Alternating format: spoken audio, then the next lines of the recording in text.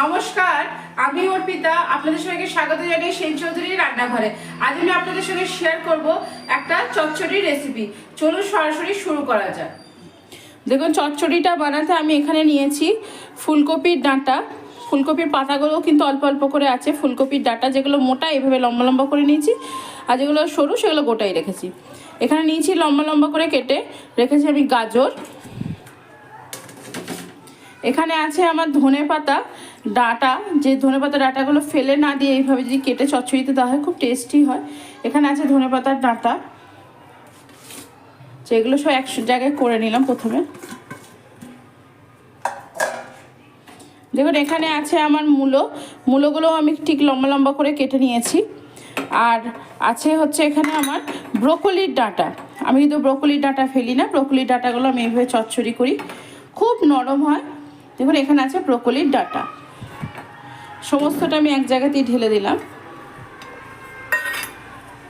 আর এখানে নিয়েছি আমি কিছু আলু, লম্বা লম্বা মোটা মোটা করে কেটে রেখেছি আলু। আর এখানে নিয়েছি আমি বেগুন, এটাও লম্বা লম্বা করে কেটে রেখেছি। আপনারা আপনাদের পছন্দ মতো সবজিগুলোকে কেটে নেবেন। আমি লম্বা কেটেছি বলে লম্বাই কাটতে হবে তা না, আপনারা আপনাদের পছন্দ মতো কেটে নেবেন। দেখুন, সমস্ত সবজি আমি এক জায়গায় করে নিলাম। এই সবজিগুলোকে প্রথমে আমি নুন দিয়ে একটু সিটি করে নেবো প্রেশার কুকারে, যাতে নরম হয়ে যায় খুব তাড়াতাড়ি। আর এখানে দেখুন, আমি নিয়েছি 2 টেবিল স্পুন সর্ষে আর 1 টেবিল স্পুন সাদা তিল। সর্ষেটা দেখুন খুব আমার পাতলা পাতলা সর্ষে, তাই আমি 2 টেবিল স্পুন নিয়েছি। আপনাদের যদি মোটা দানার সর্ষে হয় তাহলে কিন্তু 1.5 টেবিল স্পুন নেবেন। এটাকে আমি প্রথমে বেটে নেবো। এর সঙ্গে আমি 4-5 কোয়া রসুনও বাটবো, যেটা আমি এখানে নিতে ভুলে গেছি। যাই হোক, রসুন সর্ষে আর তিল একসঙ্গে আমি বেটে নেবো, আর সবজিটা সেদ্ধ করে নেবো। তারপর আবার আপনাদের সঙ্গে আমার কথা হচ্ছে। দেখুন, কড়াইটা আমি বসিয়ে দিয়েছি। কড়াইয়ের মধ্যে আমি সর্ষের তেল দিয়ে দিয়েছি। আর এখানে কিন্তু আমার রসুন সর্ষে আর তিল একসঙ্গে কিন্তু আমার বাটা হয়ে গেছে। কড়াইয়ের তেলটা আমার গরম হয়ে গেছে। এবার এর মধ্যে আমি বেগুনগুলো ভেজে নেবো। বেগুনগুলো কিন্তু আমি নুন আর হলুদ আগেই মাখিয়ে রেখেছিলাম। অন্যদিকে কিন্তু প্রেশার কুকারটাও দেখতে পাচ্ছেন সিটি হয়ে গেছে, 2টো সিটি দিয়ে রেখে দিয়েছি, সেদ্ধ হয়ে যাবে আশা করি।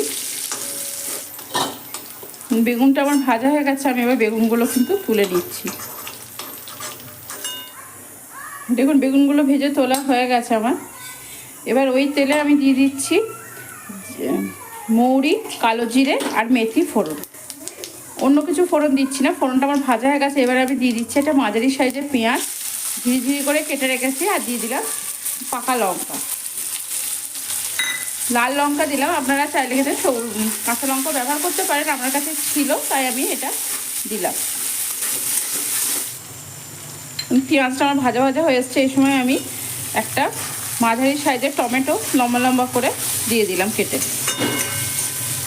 টমেটো আর পেঁয়াজটা খুব ভালো করে আমি ভেজে নেব। দেখুন, সবজিগুলো আমি প্রেশার কুকার থেকে ঢেলে নিয়েছি। এখানে জলটা ঝরতে দিলাম। কত সুন্দর সেদ্ধ হয়ে গেছে দেখুন, গরম সমস্তটা সেদ্ধ হয়ে গেছে, অথচ গোটা আছে।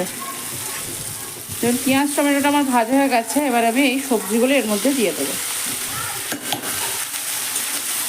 জলটা কিন্তু ফেলবো না, আমি জলটা ঝরিয়ে নিয়েছি, জলটা ফেলবো না, জলটা এতেই ইউজ করবো। সেইটার মধ্যে আমি দিয়ে দিচ্ছি পরিমাণ মতো হলুদ, কালারের জন্য দিচ্ছি কাশ্মীরি লঙ্কার গুঁড়ো। এটা দিতেও পারেন, নাও দিতে পারেন, আমি কালারের জন্য দিলাম। অল্প পরিমাণ নুন। সবজিটা সেদ্ধ করার সময়তে কিন্তু আমি নুন দিয়েছি, আর বেগুনটা ভাজার সময়তেও নুন দিয়েছি, তাই এখানে আমি অল্প পরিমাণ নুন দিলাম, যেহেতু আমি জলটা ব্যবহার করব। সবজিগুলোকে একটু ভালো করে নেড়ে নেবো।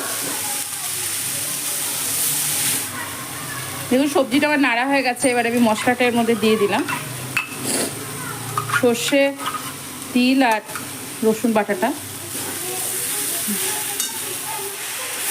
দেখুন, এবার মশলাটা দিয়েও খুব ভালো করে কষিয়ে নেবো। ভাজা বেগুনগুলো কিন্তু এর মধ্যে আমি দিয়ে দিলাম এই সময়তেই।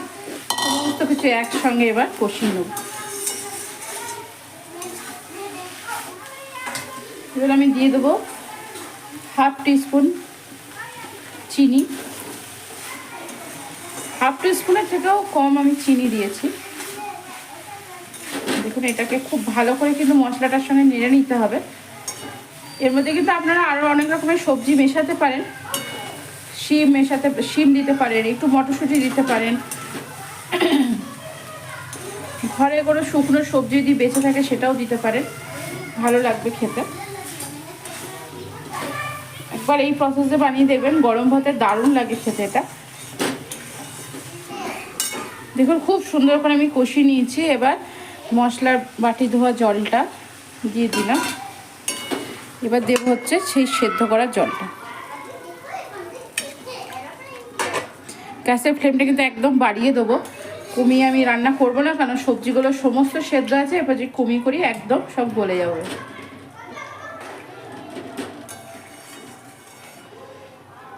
দেখুন আমার এই পুরো জলটা লাগলো না, একটু বেঁচে গেলে জলটা কিন্তু আমি ফেলবো না, অন্য কোনো কিছুতে কাজে লাগিয়ে দেবো। দেখুন চচ্চড়িটা অনেকটা হয়ে এসেছে। এই সময় আমি দিয়ে দিচ্ছি এখানে সর্ষের তেল, প্রায় 2 টেবিল স্পুন মতো আমি সর্ষের তেল দিলাম। সর্ষে বাটা দিয়েছি, তার মধ্যে আবার চচ্চড়ি, একটু সর্ষের তেল না দিলে ঠিক জমে না উপর থেকে। দিয়ে দেবো এবার ধনে পাতা। দেখুন চচ্চড়িটা আমার রেডি হয়ে গেছে। এবার আমি গ্যাসের ফ্লেমটা অফ করে দেবো। দেখুন এবার এই চচ্চড়িটা আমি একটা জায়গায় তুলে নিচ্ছি। এখানে প্রায় কড়াইয়ের মধ্যে আমি 5 মিনিট মতো রেখেছিলাম, তারপরে কিন্তু তুলে নিচ্ছি। দেখুন আমার রেডি হয়ে গেল একটা সব সবজি দিয়ে একটা চচ্চড়ির রেসিপি। আশা করি আপনাদের এই রেসিপিটা ভালো লেগেছে। এটা খেতে কিন্তু ভীষণ সুন্দর হয়। আজ আমি আপনাদের সঙ্গে শেয়ার করলাম একটা চচ্চড়ির রেসিপি। আমি বলতে পারি এটা ধনেপাতার যে ডাঁটাগুলো ওগুলো ফেলে না দিয়ে এইভাবে সবজি দিয়ে, সমস্ত রকমের সবজি টবজি দিয়ে একবার এইভাবে চচ্চড়ি বানিয়ে খেয়ে দেখেন, ভীষণ সুন্দর খেতে লাগে। আশা করি আমার ভিডিওটি আপনাদের ভালো লেগেছে। যদি আমার ভিডিওটি আপনাদের ভালো লেগে থাকে অবশ্যই লাইক, শেয়ার, কমেন্টস করতে ভুলবেন না। চ্যানেলটিকে অবশ্যই করে সাবস্ক্রাইব করবেন। চ্যানেলটিকে সাবস্ক্রাইব করে আমার পাশে থাকবেন। আজ এখানেই, ভালো থাকবেন, সুস্থ থাকবেন, আনন্দ থাকবেন, অনেক অনেক সুখে থাকবেন।